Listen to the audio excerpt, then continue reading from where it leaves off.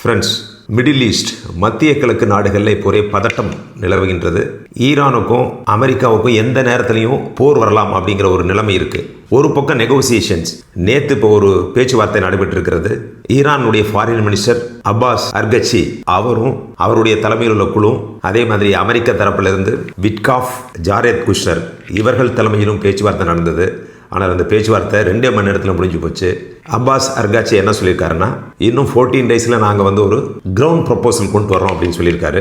ஆனால் அதே சமயத்தில் அமெரிக்கா தன்னுடைய போர்க்கப்பல்களை மத்திய கிழக்கு நாடுகளுக்கு அருகில் உள்ள கடலில் வைத்திருக்கிறது. ஏற்கனவே USS ஆப்ரஹாம் லிங்கங்கிற போர்க்கப்பல், இப்போ USS ஃபோர்ட் அதுவும் போயிட்டு இருக்கு. இந்த மாதிரி சமயத்தில் ஸ்ட்ரெயிட் ஆஃப் ஹோர்முஸ் அப்படிம்பாங்க இல்லையா, ஹோர்முஸ் ஜலசந்தி, அந்த ஹோர்முஸ் ஜலசந்தியில் ஈரான் ஒரு கடல் போர் ஒத்திகை நடத்தி இருக்கு. அந்த கடல் போர் ஒத்திகையில் Iran Islamic revolutionary card corps அப்படின்னு சொல்லுவாங்க, IRCG, அதான் இந்த போர் ஒத்திகையை நடத்தியிருக்கு. அதே சமயத்தில் supreme leader of Iran Ali Khamenei என்ன சொல்லியிருக்காருன்னா, எங்களிடம் அமெரிக்காவினுடைய போர்க்கப்பல்களை கடலின் ஆழத்தில் அனுப்பக்கூடிய ஆயுதங்கள் எங்கள்கிட்ட இருக்கு அப்படின்னு சொல்லி அலி காமேனி சொல்லியிருக்காரு. ட்ரம்ப் என்ன சொல்லியிருக்காருன்னா, ஈரான் பேச்சுவார்த்தைக்கு ஒத்து வரல அப்படின்னு சொன்னா நாங்கள் அவர்களை தாக்குவோம் அப்படிங்கிற மாதிரி பேச்செல்லாம் போயிட்டு இருக்கு. இந்த சமயத்தில் என்ன பேச்சுவார்த்தை நடக்குது? இந்த பேச்சுவார்த்தை அடிப்படையில் ஈரான் அணு ஆயுதங்கள் தயாரிக்க கூடாது, அதாவது யுரேனியம் என்ரிச் அப்படின்னு சொல்லுவாங்க, அந்த யுரேனிய சுத்திகரிப்பு இருக்கக்கூடாது.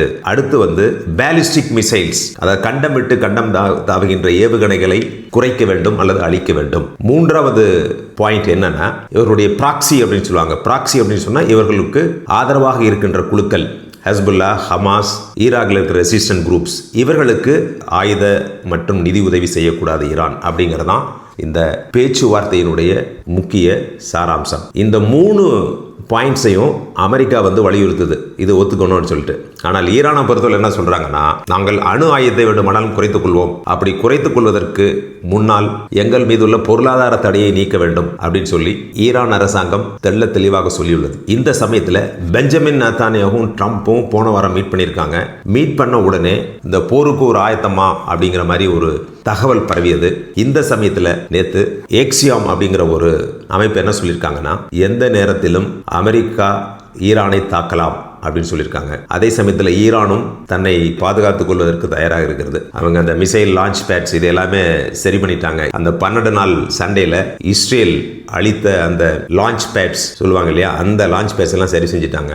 அதே மாதிரி அந்த நட்டான்ஸ் அப்படிங்கிற அணு ஆயுத சோதனை செய்கின்ற அந்த இடத்தையும் இவர்கள் பெரிய பங்கர் எல்லாம் போட்டுட்டு சாண்ட்ஸ் எல்லாம் வச்சு அதையும் தடுத்திருக்காங்க. அமெரிக்கா ஒருவேளை மீண்டும் இந்த அணு ஆயுத ஆராய்ச்சி இடங்களை தாக்கினால் அதற்கு தக்க பாதுகாப்பு நடவடிக்கை என்ன எடுக்க வேண்டுமோ அதை எடுத்துக் கொண்டிருக்கின்றார்கள். இப்படி ஒரு நிலைமை அங்கு நடந்து கொண்டிருக்கிறது. இப்ப அந்த போர் நடந்தா எப்படி இருக்கும்? ஈரான் ஏற்கனவே சொல்லியிருக்கு, அமெரிக்கா எங்களை தாக்கினால் நிச்சயமாக அமெரிக்காவுடைய ராணுவ தளங்கள் ஈராக்ல இருக்கு, கத்தார்ல இருக்கு, குவைத்தில் இருக்கு, சவுதி அரேபியாவில் இருக்கு, இது போன்ற பல இடங்கள் இருக்கு, இந்த இடங்களை நாங்கள் தாக்குவோம் அப்படின்னு சொல்லியிருக்காங்க. அது மட்டுமல்ல, இது ஒரு ரீஜினல் வார், அப்படின்னா ஒரு பிராந்திய போராக மாறும் அப்படிங்கிறாங்க. சவுதி அரேபியா நிச்சயமா ஈரான் தாக்கும், கத்தாரையும் தாக்கும், இஸ்ரேலையும் தாக்கும். இந்த மாதிரி ஒரு தருணத்தில் அந்த மேற்கு ஆசியா அல்லது மத்திய கிழக்கு நாடுகள் ஒரே ஒரு போர் பதட்டத்திலே இருந்து கொண்டிருக்கும். இதுல அடிப்படையில் யார் கஷ்டப்பட போறாங்க அப்படின்னு சொன்னா, அங்க இருக்கிற பொதுமக்கள் தான் கஷ்டப்படுவாங்க. ஏற்கனவே உங்களுக்கு தெரியும், இப்ப கியூபா நாட்டில் மக்களுக்கு மின்சாரம் கிடையாது, கார் வாகனங்களை இயக்குவதற்கான எரிபொருட்கள் இல்லை. ஏன்னா கடந்த 2 மாதங்களுக்கு முன் வரை வெனிசுலா, ரஷ்யா இவர்கள் நிறைய உதவி பண்ணிட்டு இருந்தாங்க. எப்பவுமே கியூபாட்ட ஆயில் கிடையாது, எல்லாமே வெனிசுலா நாட்டிலிருந்து தான் போகும். இப்ப அது நிறுத்தப்பட்டு விட்டதால் இப்போ கியூபா நாட்டில் அந்த பள்ளிக்கூடங்களுக்கெல்லாம் விடுமுறை விடப்பட்டு விட்டது. ஏன்னா எலக்ட்ரிசிட்டி இல்லை. அதே மாதிரி வாகனங்களுடைய எண்ணிக்கை குறைந்து விட்டது. அதே மாதிரி இறக்குமதி செய்வதற்கான இறக்குமதியாளர்கள் இறக்குமதி செய்கின்ற பொருட்களை வைப்பதற்கு, ரெஃப்ரிஜிரேட் பண்ணுவதற்கு, குளிர் பதப்படுத்துவதற்கு வாய்ப்பில்லை என்று அதை நிறுத்திட்டாங்க. அதே மாதிரி இன்டர்நேஷனல் ஏர்லைன்ஸ், இப்ப ரஷ்யாவிலிருந்து மற்ற வெளிநாடுகளிலிருந்து தொலைதூரத்திலிருந்து வருகின்ற அந்த விமான சேவையும் ரத்து செய்யப்பட்டு விட்டது. ஏன்னா அங்கிருந்து இங்க இந்த ஏர்கிராப்டுக்கு ஃபியூயல் போடணும் இல்லையா, அது கிடைக்கல. இப்படி கியூபாவும் ஒரு பதட்டமான ஒரு சூழ்நிலையில் இருக்கிறது. எந்த நேரத்திலும் அந்த ஆட்சி விழலாம் அல்லது கியூபன் அரசு அமெரிக்காவிற்கு ஒத்துவர வேண்டும். இதைத்தான் Mark Rubio, secretary of state, அவர் கியூபன் மைக்ரண்ட், அவர் இதுல ரொம்ப தீவிரமா இருக்காரு. இப்படி நிலைமை போயிட்டு இருக்கு. உக்ரைனுக்கும் ரஷ்யாவுக்கும் நடந்த பேச்சு பேச்சுவார்த்தையில் மிகப்பெரிய எந்த விதமான ஒரு திருப்பமும் அமையவில்லை. அங்கும் ஒரே பதட்டம். நேற்று என்ன சொல்லியிருக்காருன்னா டொனால்ட் ட்ரம்ப் மற்றும் அவருடைய சகாக்கள் என்ன சொல்லியிருக்காங்கன்னா, உக்ரைன் வாருக்கு அமெரிக்கா நிதி தரக்கூடாது. இதனால் அமெரிக்காவுடைய டாக்ஸ் பேயர்ஸ், அமெரிக்க மக்கள், வரி கொடுக்கின்ற அமெரிக்க மக்கள் பாதிக்கப்படுகிறார்கள். நம்ம எதுக்கு அவங்களுக்கு சும்மா பணத்தை கொடுக்கணும் அப்படின்னு சொல்லி டொனால்ட் ட்ரம்ப் சொல்லியிருக்காரு. இதனால உக்ரைன், ரஷ்யா இவர்களுக்கிடையே நடைபெறுகின்ற அந்த போர் மீண்டும் தீவிரமடைந்து கொண்டிருக்கிறது. பல லட்சக்கணக்கான பொதுமக்கள் மற்றும் ராணுவ வீரர்கள் உயிரிழந்திருக்கின்றார்கள். இப்படி ஒரு சூழ்நிலை அங்கு போயிட்டு இருக்கு. இப்ப நிறைய போர் ஒத்திகைகள்லாம் நடந்துட்டு இருக்கு அந்த மத்திய கிழக்கு நாடுகள் கடலுக்கு அருகில். சி ஆஃப் ஓமன் அப்படின்னு சொல்லுவாங்க. அங்க ரஷ்யாவும் ஈரானும் ஒரு போர் ஒத்திகை நடத்திட்டு இருக்கிறாங்க அந்த சி ஆஃப் ஓமன்ல. இப்போ அமெரிக்கா ஈரானை தாக்கினால் ரஷ்யா ஈரானுக்கு ஆதரவாக வருமா அப்படிங்கிற ஒரு எதிர்பார்ப்பும் ஈரானிடம் இருக்கிறது.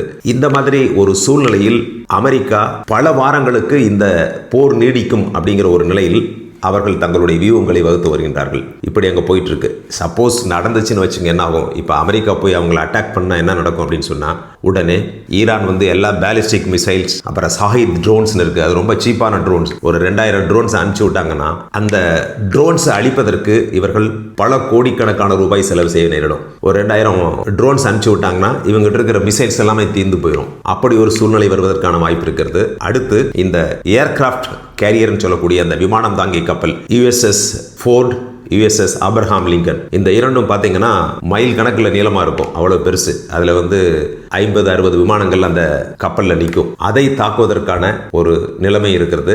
ஆன்டி ஷிப் மிசைல்ஸ் அது நிறைய ஈரான் வச்சிருக்காங்க. அதே சமயத்தில் சப்மரீனும் இருக்கு. அப்புறம் ஸ்ட்ரெயிட் ஆஃப் ஹோர்முஸை மூடிடுவாங்கன்னா அங்கே உள்ள மைன்ஸை வச்சிடுறது, அங்கே டோட்டலாக பிளாக் பண்ணிடுறது. அப்போ இந்த சரக்கு கப்பல்கள், குறிப்பிடும்படியாக எண்ணெய் எடுத்து செல்கின்ற சரக்கு கப்பல்கள் இந்த வழியாக தான் போகுது. கிட்டத்தட்ட உலக ஏற்றுமதியில், இந்த எண்ணெய் ஏற்றுமதியில் 20% சரக்கு கப்பல்கள் இந்த ஸ்ட்ரெயிட் ஆஃப் ஹோர்முஸ் ஜலசந்தி வழியாக தான் செல்கிறது.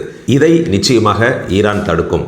அப்படி தடுக்கிறப்ப ஆயில் பிரைஸ் உலக அளவில் அதிகமாகும். இப்போ நம்ம பெட்ரோல் கிட்டத்தட்ட 100 ரூபாய்க்கு போட்டோம்னா 125 ரூபாய் ஆயிரும். இப்படி பல்வேறு பொருளாதார விளைவுகளும் மற்ற விளைவுகளும் ஏற்படும் அப்படிங்கிற ஒரு நிலைமையில இப்போ அந்த மத்திய கிழக்கு நாடுகள் இருக்கின்றன. இதை தடுக்க வேண்டும் என்று ஒரு சில நாடுகள், உதாரணமாக சவுதி அரேபியா, கத்தார், ஓமன், இவர்கள்லாம் என்ன சொல்றாங்கன்னா, போர் வேண்டாம், அப்படி போர் வந்துச்சுன்னா அது ஒரு பிராந்திய போராக மாறிவிடும் அப்படின்னு சொல்றாங்க. ஆனா இஸ்ரேல் எப்படியும் ஈரான் பேலிஸ்டிக் மிசைல்ஸை வச்சிருக்க கூடாது, அதே மாதிரி அணு ஆயுதங்கள் தயாரிக்க கூடாது. இந்த 2 கட்டுப்பாடுகளுக்கும் அவர்கள் ஒத்து வந்தால் சமாதானம், இல்லாவிடில் போர் அப்படிங்கிற ஒரு நிலைமையில் இருக்கிறாங்க. இப்படி உலகமே ஒரு பதட்டமான ஒரு சூழ்நிலை. வெனிசுலால ரோட்ரிகஸ் அப்படிங்கிற அதிபர் இருக்கிறாங்க. இப்போ அங்க அமெரிக்காவிற்கும் வெனிசுலாவுக்கும் ஒரு சுமூகமான சூழ்நிலை நிலவிக்கிட்டு இருக்கு. அவங்க உள்நாட்டையும் பேலன்ஸ் பண்றாங்க, அதே சமயத்தில் அமெரிக்காவையும் பேலன்ஸ் பண்ணி போற ஒரு நிலைமை இருக்கு. இந்த மடுராவை கேப்சர் பண்ணதில் ஆர்டிஃபிஷியல் இன்டெலிஜென்ஸ் ஒரு முக்கியமான பங்கை வகிச்சிருக்கு. ஆந்த்ரோபிக்கினுடைய கிளாட் அப்படிங்கிற ஒரு செயற்கை நுண்ணறிவு ஆப் இருக்கு. அதன் மூலமாக இவர்கள் பல்வேறு போர் உத்திகளை மேற்கொண்டு சிறப்பாக செய்திருக்கிறார்கள். இதை இந்த ஆந்த்ரோபிக் கிளாட் மேனேஜ்மெண்ட் நிர்வாகம் எதிர்த்திருக்கிறது. எங்களுடைய செயற்கை நுண்ணறிவு தொழில்நுட்பத்தை அமெரிக்காவுடைய பென்டகான் அப்படின்னு சொல்லக்கூடிய அந்த டிஃபென்ஸ் டிபார்ட்மெண்ட், வார் டிபார்ட்மெண்ட் பயன்படுத்தக்கூடாது அப்படின்னு அவங்க சொல்றாங்க. இப்படி ஒரு பிரச்சனை அங்கே போயிட்டு இருக்கு. இப்போ நம்முடைய இந்தியாவில் ஒரு செயற்கை நுண்ணறிவு சம்பந்தமான ஒரு மாநாடு நடந்திருக்கு. அதில் பல்வேறு நாட்டு தலைவர்கள் வந்திருக்காங்க. இமானுவேல் மெக்ரான், பிரான்ஸ் அதிபர் வந்திருக்காரு. அவர் மும்பையிலிருந்து காலையில் ஒரே ஒரு செக்யூரிட்டி கார்டை வச்சுட்டு தாஜ்மஹால் பக்கம் அப்படியே ஜாகிங் காலையில் போயிருக்காரு. இருந்த மக்கள்லாம் ரொம்ப ஆச்சரியப்பட்டு செல்ஃபி எடுத்துட்டு வீடியோ எல்லாம் பண்ணியிருக்காங்க.